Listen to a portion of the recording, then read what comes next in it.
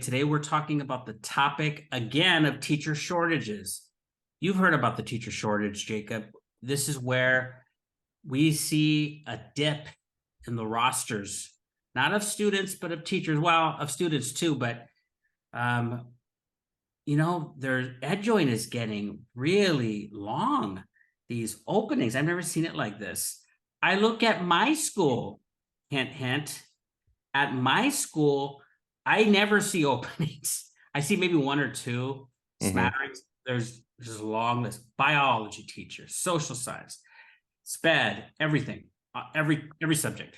And so it's fascinating to me to see this. So how has the government responded? The government has responded. There is something called the American Teacher Act. Do you know what that is, Jacob?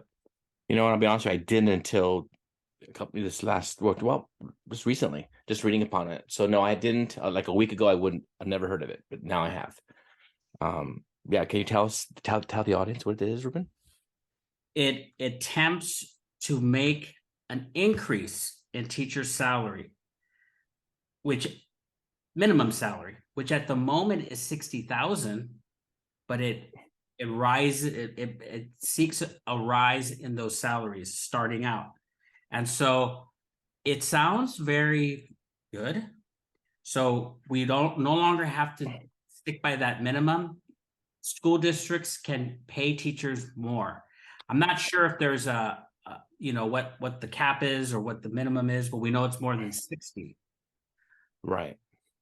Is there anything wrong with this picture? No. I think the way it was maybe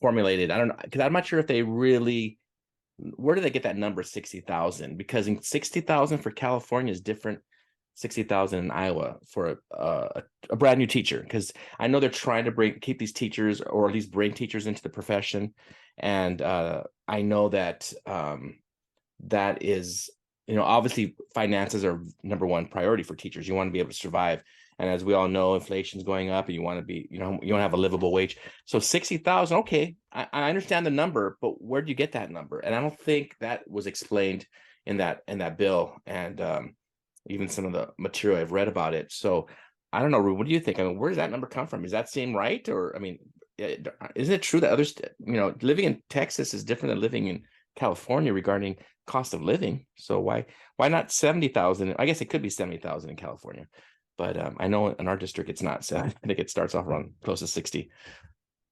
Well, I believe you are sort of living in the Whittier area, correct? Correct. Whittier, so I'm looking at apartments.com. Okay.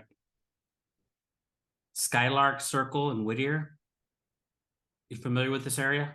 I believe I know where that's at, actually. So monthly rent is starting at $2,595 for a one bedroom. For a one bedroom. $2,600 for a one bedroom. 742 square feet. So you're right. I think that's one of the big problems is that 60,000 cannot, okay, let's call it 65,000, 70,000. It cannot address the needs of Southern Californians or Brooklyn or Chicago. So you're right, Idaho. And I don't even know if Idaho is, I don't even know if that's even, or Nashville. I remember a lot of people, there's some, are moving out there. Those rents are rising. And here's the other thing though. Did you know it was that expensive in Whittier? I had a little idea. I know where I'm at. Homes are in the 33 to 30, well, really from 33 to 4,000 just for the homes, like a 4-bedroom home or 3-bedroom home. So when you said 25, okay, that makes sense actually. Yeah, for one bedroom. Now, and I'm sure I didn't look into the establishment. I'm sure it has all the amenities. It has the washer, dryer, hookup, right? It's got everything. But it's still 25 is crazy. It is. Wildly expensive. It okay. is. So, and I don't mean to pick on Whittier. I live in Glendale. It's the same thing. It's California, Southern California for sure. California. So, but the other problem is the same article that maybe we'll link the article to the description, but it mentions that the teacher shortages, it's not only about salaries. It mentions there are, well, higher wages and other career paths, but also stricter teacher education requirements, a generally bad word of mouth public campaign for the profession. So the reputation of being a teacher is taking a hit. Mentioning the censorship of certain books. Now, it kind of leaned a certain way in this article by saying, it's you can't teach critical race theory anymore. There's been a lot of pressure on teachers to not be able to teach equity and things Sexual like diversity and all that. Yeah. diversity. So that is true. I mean, some teachers won't like that. Other teachers feel like they're leaving because they are teaching that. So I mean, I've heard teachers say that too. So I don't know. I don't know who to believe. What we can agree on though is the teacher shortage is real. And so I want to say I have a paraprofessional in my class who's taking career credential program classes at Northridge, and I was having flashbacks listening to her.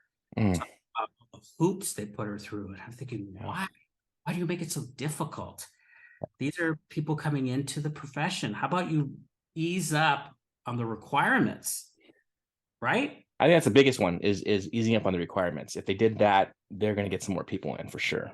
I'm not saying dumb it down and not having them go through a program, but not a program at the university and then coming back to the school and doing an induction program. Come on. I mean, I didn't have to go through that. And, things worked out okay with me. And, Ruben, now I'm hearing a lot more emergency credential, meaning teachers who are coming to the profession because we have a shortage who don't have a credential yet and are working on one, where I didn't hear that. And maybe 30 years ago it was happening, but man, for the last 30 years, we haven't had that. But because of the shortage that you mentioned and this article talks about, they're going to have to start doing that. And I know my district's doing it for sure. So let me get this straight. For non-teachers, they could just walk off the street, no requirements. Yep. Right now. People putting in all the work and money, let's not ease the requirements. Let's make it difficult. Makes absolutely no sense. Yeah. Okay, everybody. Thank you for joining us, and tune into us next time for Pod and Deliver. More episodes are forthcoming. I'll see you next time. Bye-bye. See ya.